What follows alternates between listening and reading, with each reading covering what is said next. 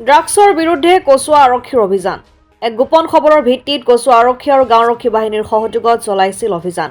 অভিযানত ১ নং কচুৱাৰ পৰা এজন ড্ৰাগছ সৰবৰাহকাৰীক আটক কৰিবলৈ সক্ষম হয় কচুৱা আৰক্ষীয়ে।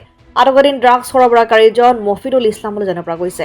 ধৃত মফিদুল ইছলামৰ পৰা এটা চাবোনৰ বাকচৰ পৰা ৪২.03 গ্ৰাম সন্দেহযুক্ত হিৰোইন জব্দ কৰিছে আৰক্ষীয়ে।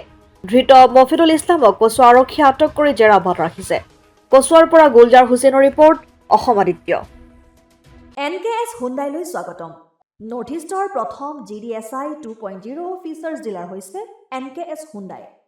অত্যাধুনিক সা সুবিধাৰে তৈয়াৰী মষ্ট আপডেটেড হুণ্ডাই ডিলাৰ এতিয়া ডিব্ৰুগড়ত। আমাৰ NKS হুণ্ডাই ডিলাৰত open sales consulted room, customer ৰুমৰ লগতে পুৰণি গাড়ীৰ এক্সচেঞ্জ ফেচিলিটিও ৰখা হৈছে।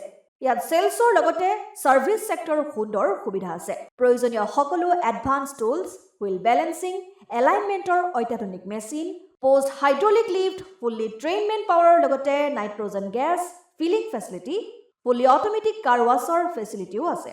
লগতে NKS হুণ্ডাই ডিলাৰে কাষ্টমাৰসকলৰ সুবিধাৰ্থে মোবাইল ছাৰ্ভিচ ভেনৰো ব্যৱস্থা ৰাখিছে, য'ত হাইড্ৰলিক লিফ্ট, ৱাছিং facility, wheel balancing, tyre pressure check কৰাৰ লগতে বহুখিনি সুবিধাই উপলব্ধ আছে। NKS হুণ্ডাইলৈ আহক আৰু সুবিধাসমূহ গ্ৰহণ কৰক।